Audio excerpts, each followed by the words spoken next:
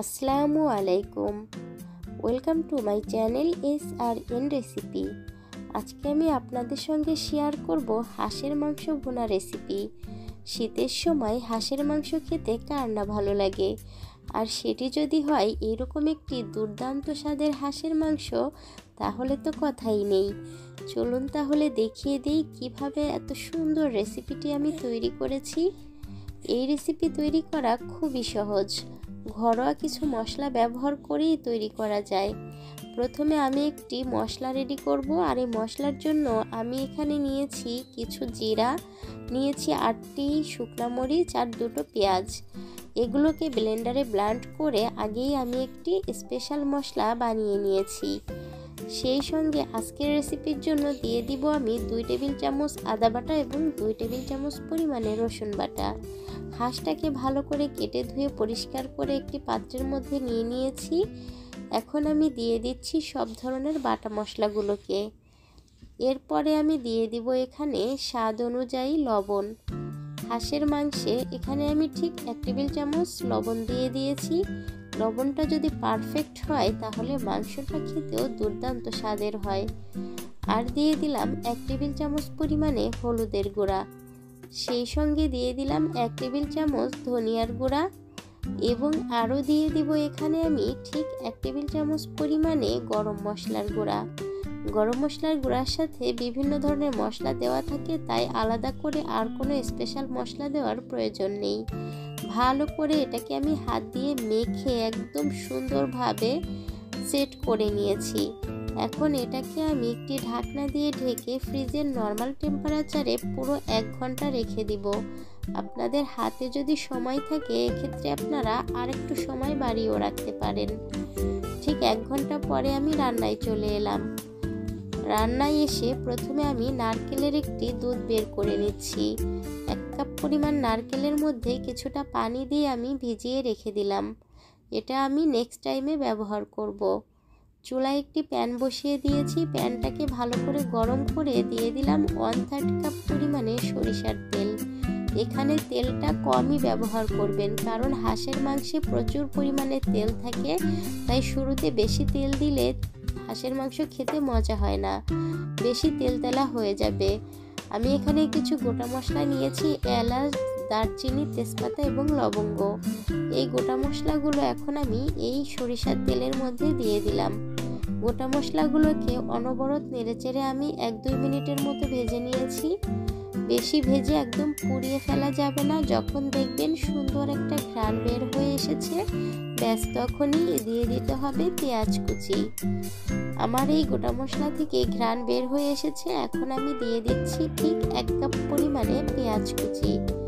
পেঁয়াজ কুচিটা আমি একটু বেশি দিয়েছি, কারণ হাঁসের মাংসে গ্রেভিটা যদি বেশি হয় খেতে বেশি সুস্বাদু হয়।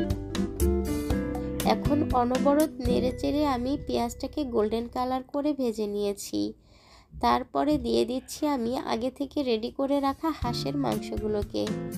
হাঁসের মাংসগুলোকে দিয়ে অনবরত নেড়েচেড়ে আমি সুন্দরভাবে মিশিয়ে নিচ্ছি পেঁয়াজ এবং মশলার সঙ্গে। এই পর্যায়ে মাংসগুলোকে 2 থেকে 3 মিনিট ধরে একটু ভালো করে নেড়েচেড়ে কষিয়ে নিতে হবে। সুন্দরভাবে কষানোর পরে আমি এবার ঢাকনা দিয়ে ঢেকে রেখে দিব ঠিক 5 মিনিট। চুলার আঁচটা এখানে আমি মিডিয়ামে রেখেছি। ঠিক 5 মিনিট পরে আমি দেখিয়ে দিচ্ছি, দেখুন অনেকটাই পানি বের হয়ে এসেছে এই মাংস থেকে। এই পর্যায়ে আমি আর ঢাকনা দিয়ে ঢাকবো না। চুলার আঁচটা মিডিয়াম টু লো এর মধ্যে রেখে অনবরত নেড়েচেড়ে আমি পুরো 20 মিনিট ধরে এই মাংসটাকে কষাবো। মাংসটাকে কষাতে কষাতে মাংসের কালারটাই চেঞ্জ হয়ে যাবে। আমি ঠিক 20 মিনিট পরে আপনাদেরকে দেখিয়ে দিচ্ছি মাংসটা কষানোর পরে কেমন হয়েছে। দেখুন একদম সুন্দর একটা কালার চলে এসেছে। এতে করে কোনো ধরনের দুর্গন্ধ থাকে না। হাঁসের মাংসে খেতে ভীষণ সুস্বাদু হয়। আপনারা যারা হাঁসের মাংস রান্না করতে পারেন না তারা মূলত এই ভুলটাই করেন, মাংসটাকে ভালো করে কষান না। আমি এখন একটু স্বাদটা কেমন হয়েছে টেস্ট করে দেখলাম। লবণটা ঠিক আছে। আমার মনে হলো গুঁড়ামরিচ আরেকটু দিলে ভালো হবে, অর্থাৎ ঝালটা একটু বেশি হলে হাঁসের মাংস খেতে ভালো হয়। তাই আমি আরও 1 টেবিল চামচ পরিমাণে লাল মরিচের গুঁড়াটা দিয়েছি। তারপরে একটু নেড়েচেড়ে কষিয়ে নিয়ে দিয়ে দিলাম ঠিক 2 কাপ পরিমাণে ফুটন্ত গরম পানি।